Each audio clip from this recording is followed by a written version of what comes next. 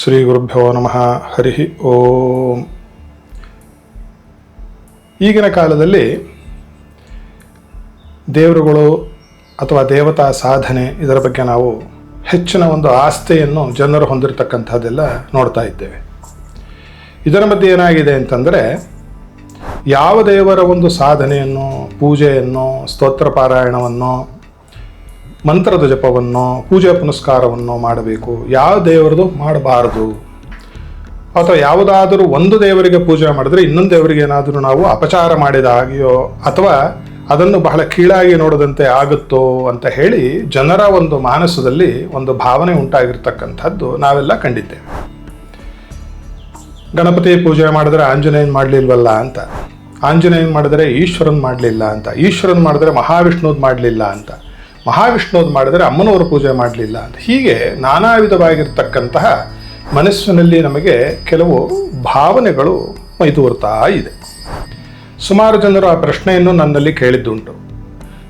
ದೇವರುಗಳಲ್ಲಿ ಅತ್ಯಂತ ಶ್ರೇಷ್ಠನಾದ ದೇವರು ಯಾರು? ಯಾರ ಪೂಜೆಯನ್ನು ಅಥವಾ ಯಾವ ಅಮ್ಮನವರ ಪೂಜೆಯನ್ನು ಮಾಡಿದರೆ ನಮಗೆ ಅತ್ಯಂತ ಒಳ್ಳೆಯದಾಗುತ್ತೆ? ಅದರ ನಿಮಗೆ ಉಂಟಾಗ್ತಕ್ಕಂತಹ, ಅಂದರೆ ಒಂದು ದೇವರ ಪೂಜೆಯನ್ನು ಮಾಡಿದರೆ ಎಲ್ಲರದು ಆಗೋಗಬೇಕು, ಅದೊಂದು ಯಾವುದು ಮಾಡಬೇಕು ಅಂತಕ್ಕಂಥದ್ದು. ಇದಕ್ಕೆ ಎರಡು ವಿಧದಲ್ಲಿ ನಾವು ಇದರ ಒಂದು ವಿಮರ್ಶೆಯನ್ನು ಮಾಡಬಹುದು. ಮೊದಲನೆಯದ್ದು ನೋಡಿ, ಸಾಮಾನ್ಯ ಒಬ್ಬ ಇರ್ತಾನೆ, ಒಂದು ಆಫೀಸಿನಲ್ಲಿ ಕೆಲಸ ಮಾಡ್ತಾ ಇರ್ತಾನೆ, ಒಂದು ಕಚೇರಿಯಲ್ಲಿ ಒಂದು ಚಿಕ್ಕ ಕಾರಕೂನನಾಗಿ, ಒಂದು ಕ್ಲರ್ಕ್ ಆಗಿ, ಒಂದು ಗುಮಾಸ್ತೆಯಾಗಿ, ಕೆಲಸದವನಾಗಿ, ಪ್ಯೂನ್ ಆಗಿ, ಅಟೆಂಡರ್ ಆಗಿ ಕೆಲಸ ಮಾಡ್ತಾ ಇರ್ತಾನೆ. ಆತನ ಒಂದು ವಿವಾಹ ನಿಶ್ಚಯ ಆಯಿತು ಅಂತ ಹೇಳಿ ಅಂದುಕೊಳ್ಳೋಣ. ಯಾರ್ದೋ ಗುಮಾಸ್ತೆದೋ ಅಥವಾ ಅಲ್ಲಿ ಕೆಲಸ ಮಾಡ್ತಾ ಇರ್ತಕ್ಕಂತಹ ಒಬ್ಬ ಕಾರಕೂನ, ಯಾರು ಪ್ಯೂನ್. ಆ ಮದುವೆ ಮನೆಗೆ ಯಾರ್ಯಾರನ್ನು ಕರೀತಾನೆ? ಕಚೇರಿಯಲ್ಲಿ ಇರ್ತಕ್ಕಂತಹ ಎಲ್ಲರನ್ನು ಕರೀತಾನೆ. ಪರಿಚಯ ಇದ್ದರೆ ಮಂತ್ರಿ ಮಹೋದಯರು ಕೂಡ ಬರಬಹುದು. ಆದರೆ ಆ ವಿವಾಹ ವೇದಿಕೆ, ಆ ಸ್ಟೇಜ್ ಮೇಲೆ ಹೆಣ್ಣಿನ ಪಕ್ಕದಲ್ಲಿ ಕುಳಿತುಕೊಂಡು ಎಲ್ಲ ಆಭರಣಗಳು ಅಥವಾ ಒಳ್ಳೆಯ ಒಂದು ಬಟ್ಟೆಗಳನ್ನು ಹಾಕಿಕೊಂಡು, ಹೂನಾರ ಹಾಕಿಕೊಂಡು ಕುಳಿತುಕೊಳ್ಳತಕ್ಕಂತಹವನು ಅವನು. ಅಲ್ಲಿಗೆ ಮಂತ್ರಿ ಮಹೋದಯರು ಬಂದಾಗ್ಯೂ ಕೂಡ ಅವರನ್ನಲ್ಲಿ ಹೋಗ್ಬಿಟ್ಟು ಮೇಲೆ ಕುಡಿಸೋದಿಲ್ಲ. ಎಲ್ಲಿ? ಆ ಒಂದು ವೇದಿಕೆಯ ಮೇಲೆ, ಆ ಸ್ಟೇಜ್ ಮೇಲೆ ಅವರನ್ನು ಕುಡಿಸುವುದಿಲ್ಲ. ನೀವು ಇಲ್ಲಿ ಕುಳಿತುಕೊಳ್ಳಿ, ಹೆಣ್ಣಿನ ಪಕ್ಕ ಅಥವಾ ಈ ಕಡೆ ಗಂಡಿನ ಪಕ್ಕ ನೀವು ಕುಳಿತುಕೊಬಿಡಿ ಸರ್, ನೀವು ಭಾಳ ಮಿನಿಸ್ಟ್ರು, ನೀವು ಭಾಳ ದೊಡ್ಡ ಜನ ಅಂತ ಹೇಳಲಿಕ್ಕೆ ಬರೋದಿಲ್ಲ. ಆರತಿ ಮಾಡಿದ್ರು ಗಂಡು ಹೆಣ್ಣಿಗೆ ಮಾಡ್ತಾರೆ, ಮೆರವಣಿಗೆ ಮಾಡಿದ್ರು ಗಂಡು ಹೆಣ್ಣಿಗೆ ಮಾಡ್ತಾರೆ. ಅರ್ಥ ಏನು ಅಂತಂದರೆ, ಯಾವ ಒಂದು ವಿಚಾರಕ್ಕೆ, ಯಾವ ದೇವರ ಪೂಜೆಯನ್ನು, ಯಾವ ಒಂದು ಶಕ್ತಿಯ ಆರಾಧನೆಯನ್ನು ನಾವು ಮಾಡ್ತಾ ಇರ್ತೀವೋ ಅದೇ ಪ್ರಧಾನ, ಅದೇ ಶ್ರೇಷ್ಠ ಅಂತ ಹೇಳಿ ಅದರ ಅರ್ಥ. ವಿಘ್ನನಾಶಕ್ಕೆ ಯಾರ ಪೂಜೆಯನ್ನು ಮಾಡಬೇಕು? ಗಣಪತಿನೇ ಶ್ರೇಷ್ಠ. ಅಲ್ಲಿ ಇನ್ಯಾವ ದೇವರು ಶ್ರೇಷ್ಠತೆಯನ್ನು ಮೆರೀಲಿಕ್ಕಾಗಲ್ಲ.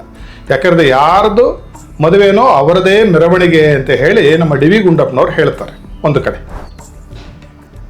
ಇನ್ನು ಎರಡನೇ ಉದಾಹರಣೆಯನ್ನು ನಾವು ನೋಡಿದ್ರೆ ಇನ್ನೂ ನಮಗೆ ಸ್ಪಷ್ಟ ಆಗಿ ಹೋಗುತ್ತೆ ಇದರ ವಿಚಾರ. ಇದನ್ನು ಭಗವಾನ್ ಶ್ರೀಧರ ಸ್ವಾಮಿಗಳು ಒಂದು ಕಡೆ ಅತ್ಯದ್ಭುತವಾದ ಈ ಉದಾಹರಣೆಯನ್ನು ಕೊಡ್ತಾರೆ. ಈಗ ನೋಡಿ, ನನಗೆ ಅಮ್ಮನವರು ಅಂದರೆ ಬಹಳ ಒಂದು ಭಕ್ತಿ ಅಂತ ಹೇಳಿ ಇಟ್ಕೊಂಡ್ರೆ, ಇನ್ನೊಬ್ಬರಿಗೆ ಮಹಾವಿಷ್ಣು, ಇನ್ನೊಬ್ಬರಿಗೆ ಶಿವ, ಇನ್ನೊಬ್ಬನಿಗೆ ಸುಬ್ರಹ್ಮಣ್ಯ, ಇನ್ನೊಬ್ಬ ವ್ಯಕ್ತಿಗೆ ಆಂಜನೇಯ ಸ್ವಾಮಿ, ಈ ರೀತಿಯಾಗಿ 5 ಜನ ತಗೊಂಡ್ರೆ 5 ದೇವರು ಹೇಳ್ತಾರೆ. ನಮ್ಮಲ್ಲಿ ಒಂದು ವೈಮನಸ್ಯ ಕೂಡ ಉಂಟಾಗುವಂಥ ಸಾಧ್ಯತೆ ಇದೆ. ಏನು? ಅಮ್ಮನವರು ದೊಡ್ಡವಳು ಅಂತ ನಾನು, ಶಿವ ದೊಡ್ಡವ ಅಂತ ಹೇಳಿ ಇನ್ನೊಬ್ಬ, ಗಣಪತಿ ಅಂತ ಹೇಳಿ, ಸ್ಕಂದ ಅಂತ ಹೇಳಿ, ಸೂರ್ಯ ಅಂತ ಹೇಳಿ, ಈ ರೀತಿಯಾಗಿ ನಮ್ಮ ದೇವರೇ ದೊಡ್ಡವನು, ನಮ್ಮ ದೇವರೇ ದೊಡ್ಡವನು, ನಮ್ಮ ದೇವರನ್ನು ಬಿಟ್ಟರೆ ಇನ್ಯಾವ ದೇವರು ಕೂಡ ದೊಡ್ಡವನು ಅಥವಾ ದೊಡ್ಡವಳು ಅಲ್ಲ ಅಂತಕ್ಕಂತಹ ಭಾವನೆ ಬರುತ್ತೆ. ಈಗ ಇಲ್ಲಿ ಒಂದು ಚಿಕ್ಕ ಒಂದು ಉದಾಹರಣೆಯನ್ನು ತೆಗೆದುಕೊಳ್ಳೋಣ. 1 kg ಬಂಗಾರದ ಅಮ್ಮನವರ ವಿಗ್ರಹವನ್ನು ನಾನು ಮಾಡಿಸ್ತೇನೆ. ಶಿವಭಕ್ತನಾದವನು 1 kg ಬಂಗಾರದ ಶಿವಲಿಂಗವನ್ನು ಮಾಡಿಸ್ತಾನೆ. ಗಣಪತಿ ಭಕ್ತನಾದವನು 1 kg ತೂಕದ ಗಣಪತಿಯ ಒಂದು ವಿಗ್ರಹವನ್ನು ಮಾಡಿಸ್ತಾನೆ, ಬಂಗಾರದ್ದು. ಸುಬ್ರಹ್ಮಣ್ಯನ ಭಕ್ತನು ಅದೇ ರೀತಿ ಮಾಡಿಸ್ತಾನೆ, ವಿಷ್ಣು ಭಕ್ತನು ಅದೇ ರೀತಿ ಮಾಡಿಸ್ತಾನೆ. ಈಗ ಈ 5 ವಿಗ್ರಹವನ್ನು ಸಾಲಾಗಿ ಇಟ್ಟಾಗ ಯಾವ ವಿಗ್ರಹಕ್ಕೆ ಬೆಲೆ ಹೆಚ್ಚು? ಆ ಬೆಲೆಯನ್ನು ಕಟ್ಟವನು ಬಿರ್ತಾನೆ, ಅವನಿಗೆ ಚಿನಿವಾರ ಅಥವಾ ಗೋಲ್ಡ್ ಸ್ಮಿತ್, ಅಕ್ಕಸಾಲಿಗ ಅಂತ ಹೇಳ್ತೀವಿ. ಅವನ ಹತ್ರ ನೀವು 5 ವಿಗ್ರಹವನ್ನು ತೆಗೆದುಕೊಂಡು ಹೋಗಲ್ಲ, ಅವನ ಮುಂದೆ ಹೀಗಿಟ್ಟಾಗ ಅವನನ್ನು ಕೇಳೋದು, ಇದನ್ನು 5ರಲ್ಲಿ ಯಾವುದಕ್ಕೆ ಹೆಚ್ಚು ನೀನು ಬೆಲೆಯನ್ನು ಕೊಡ್ತೀಯಪ್ಪ, ನಮ್ಗೆ ಹೆಚ್ಚು ಹಣವನ್ನು ಕೊಡ್ತಾನೆ ಅಂತಂದ್ರೆ ಯಾವುದಕ್ಕೆ ಕೊಡ್ತಾನೆ, ಸ್ವಲ್ಪ ಯೋಚನೆಯನ್ನು ಮಾಡಬೇಕು ನಾವು. ಮೂಲಭೂತವಾಗಿ ಈ 5 ವಿಗ್ರಹವೋ 50 ವಿಗ್ರಹವೋ 1000 ವಿಗ್ರಹವೋ ಅಷ್ಟು ಕೂಡ ಆಗಿರತಕ್ಕಂತಹ ಮೂಲ ಪದಾರ್ಥ ಯಾವುದು? ಬಂಗಾರ, ಗೋಲ್ಡು. ಅದರ 1 kg ತೂಕಕ್ಕೆ ಅವತ್ತಿನ ದಿವಸ ಏನು ಬೆಲೆ ಇದೆಯೋ 5ಕ್ಕೂ ಕೂಡ ಒಂದೇ ಬೆಲೆಯನ್ನು ಅವನು ಕಟ್ಟಲಿಕ್ಕೆ ಸಾಧ್ಯ. 1 ಪೈಸಾ ಹೆಚ್ಚು ಇಲ್ಲ, 1 ಪೈಸಾ ಕಡಿಮೆಯೂ ಕೊಡುವುದಿಲ್ಲ, 5 ಜನಕ್ಕೂ ಅಷ್ಟೇ ಕೊಡ್ತಾನೆ. ಇದರ ಅರ್ಥ ಏನು ಅಂತಂದರೆ, ನಮ್ಮ ಹೈಂದವ ಸಂಸ್ಕೃತಿ, ಸನಾತನ ಸಂಸ್ಕೃತಿಯಲ್ಲಿ ನಾನಾ ವಿಧವಾದ ರೂಪ ಮತ್ತು ನಾಮಭೇದಗಳಿಂದ ದೇವರುಗಳು ಸಾವಿರಾರು ಇದ್ದರೂ ಕೂಡ ಅದರ ಮೂಲದಲ್ಲಿ ಇರ್ತಕ್ಕಂತಹ ಒಂದು ಚೈತನ್ಯ ಅಂತ ಏನು ಕರಿತೀವಲ್ಲ, ಅದು ಒಂದೇ.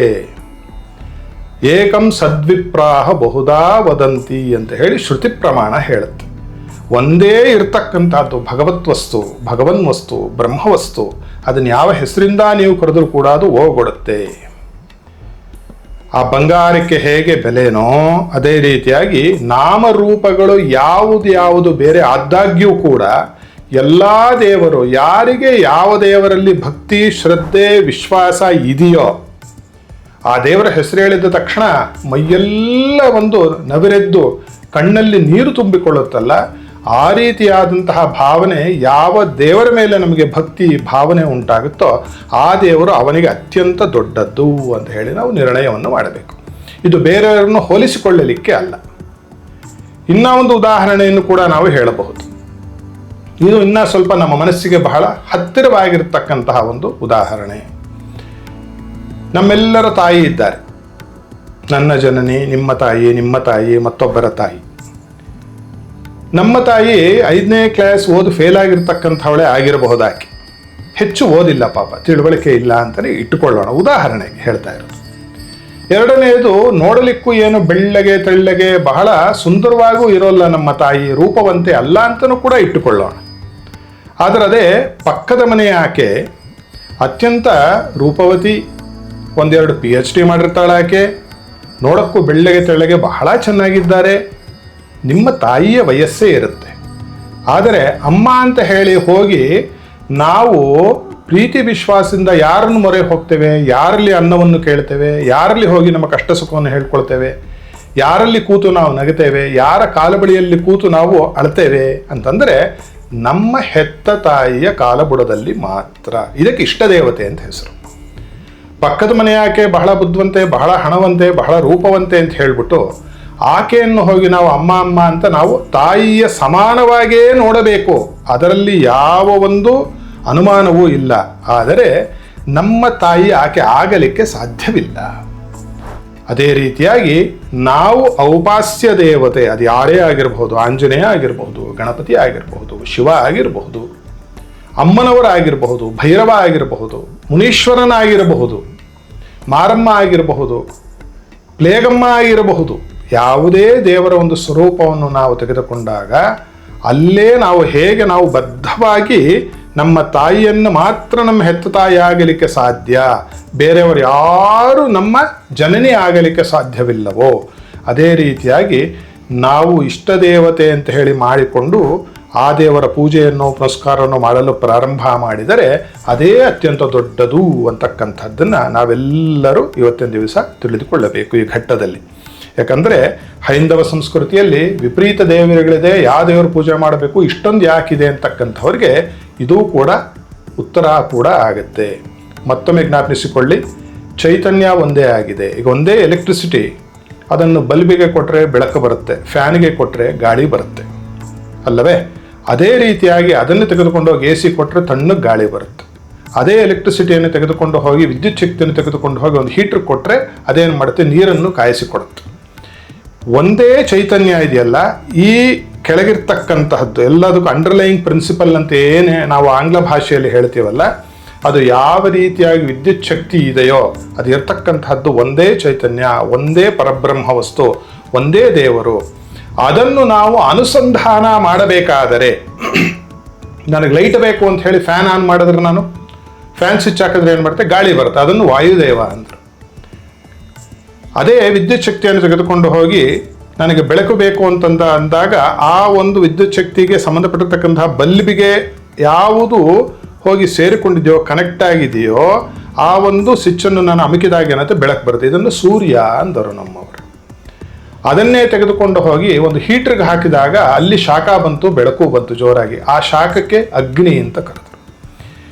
ಇದೇ ರೀತಿಯಾಗಿ ಕಂಪ್ಯೂಟರ್ ಕೊಟ್ಟಾಗ ಕಂಪ್ಯೂಟ್ರಲ್ಲಿ ಏನು ಮಾಡುತ್ತೆ, ನೀವು ಬ್ರೌಸ್ ಮಾಡಿದ್ದಕ್ಕೆಲ್ಲ ನಾನು ನಿಮಗೆ ಅಂತರ್ಜಾಲ, ಇಂಟರ್ನೆಟ್ ನಿಮಗೆ ಕೊಡುತ್ತೆ. ಅಲ್ಲೇನಾಯಿತು, ನಿಮಗೆ ಬೇಕಾಗಿರತಕ್ಕಂತಹ ಚಾಟ್ GPT ವಿಚಾರ ಬಂತು. ಇದನ್ನು ಸರಸ್ವತಿ ಅಂತ ಕರೆದರು. ಆದರೆ ಇಷ್ಟೂ ಓಡ್ತಾ ಇರತಕ್ಕಂತಹದ್ದು ಯಾವ ಶಕ್ತಿಯ ಮೇಲೆ? ಆ ಬ್ಯಾಟ್ರಿಯಲ್ಲಿ ಇರ್ತಕ್ಕಂತಹ AC DC ಯಾವುದು ಬೇಕಾದರೂ ಆಗಿರಬಹುದು, ಎಲೆಕ್ಟ್ರಿಸಿಟಿ, ವಿದ್ಯುತ್ ಶಕ್ತಿಯಿಂದ ಓಡ್ತಾ ಇದೆಯೋ ಅದೇ ರೀತಿಯಾಗಿರ್ತಕ್ಕಂಥದ್ದು ಒಂದೇ ಭಗವಂತ, ಒಂದೇ ದೇವರು.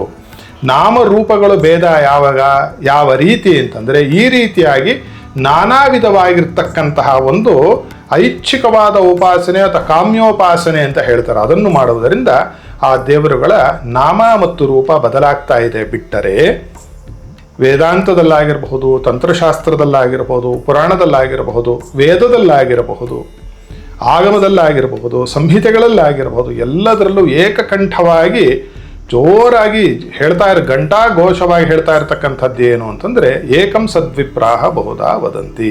ಒಂದನ್ನೇ ನಾವು ನಾನಾ ರೂಪದಿಂದಲೂ, ನಾನಾ ಭೇದಗಳಿಂದಲೂ, ನಾನಾ ನಾಮಗಳಿಂದಲೂ ಕರೆದುಕೊಳ್ತಾ ಇದ್ದೇವೆ ಅಂತ ಹೇಳಿ. ಆದ್ದರಿಂದ ಎಲ್ಲ ದೇವರುಗಳು ಕೂಡ ಸಮಾನರೇ.